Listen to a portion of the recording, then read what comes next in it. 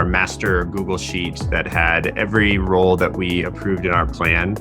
It was dynamic. So as people would leave, we're adding their backfills, and then eventually a backfill needs to switch roles to a different kind of thing. So it was all tracking in this one spreadsheet where we get some of that information through email. So that's typically how you'd find out someone was leaving before they were updated, and namely working with the recruiters on where they're at in all of this. So one big spreadsheet managing all these channels, and then having to digest that spreadsheet and get it into our budgeting tool, which was a big upload file on itself to keep track of everything. Just a lot of work keeping up what's changing in this Google Sheet that we're sharing with HR and talent teams, having a separate spreadsheet that you're sharing with the business owners so that they can have visibility into their department's hiring, and then also needing to get it into our budgeting tool.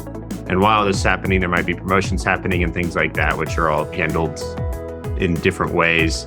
So just a lot of manual work. When something's updated or something gets updated accidentally, and then the one person who owns it all doesn't really know because someone else made changes. So we stripped everyone's edit access and just had one person managing it, which was a lot, but it was the way we could avoid mistakes and also feel like that sheet was the most accurate it possibly could be. So the tool that we ended up getting was TeamOhana. We were able to get up and running in a couple weeks. And the fact that it could integrate with our HRIS and Greenhouse and give us forecast information was a huge win. We would spend hours and hours a month managing and still not even quite getting right. It's been super helpful for the FP&A team to see when offers are out, or if it's hiring and how long it's been in the pipeline. We've had that access in Greenhouse, but I don't think any of us ever really went and poked around for it. But now that it's like in your face, it's super helpful to trust that start date because there's actually an offer out with that start date on it. It's been a big help too for our talent teams. We can assign recruiters and they get their own kind of recruiting dashboard and see the headcount that they're hiring towards and live status from Greenhouse. I think there was a lot of friction kind of playing this telephone game between hiring manager, recruiting, and finance. And so now by having this tool, everyone can be on the same page. And there's also the audit history, change tracking management. So we can follow a headcount if it changed roles throughout its hiring cycle.